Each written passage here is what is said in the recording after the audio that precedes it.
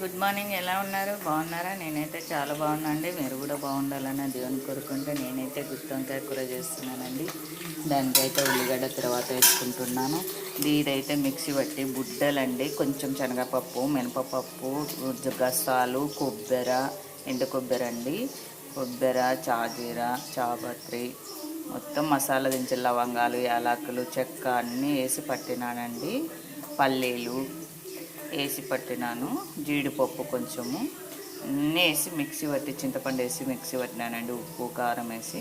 ఇప్పుడైతే ఇలా తర్వాత అవుతుంది కదా, దీంట్లో అల్లం పేస్ట్ వేసుకుంటా. చూడండి, అల్లం పేస్ట్, కరివేపాకు, పసుపు వేసుకున్నానండి. ఉల్లిగడ్డ ఇలా ఎర్రగా అవుతుంది కదా, ఇప్పుడు ఈ నూరు పెట్టుకున్న మసాలా వేస్తానండి, పట్టుకొని ఏనికి రాదు. ఇప్పుడైతే ఎసురు వేసినానండి, తగినంత మసాలా వేసి. ఇప్పుడు ఉడికినాక వంకాయలు వేస్తాను. వంకాయలు వేసినాను, ఇప్పుడైతే ఉడికినాక చూపిస్తాను అండి.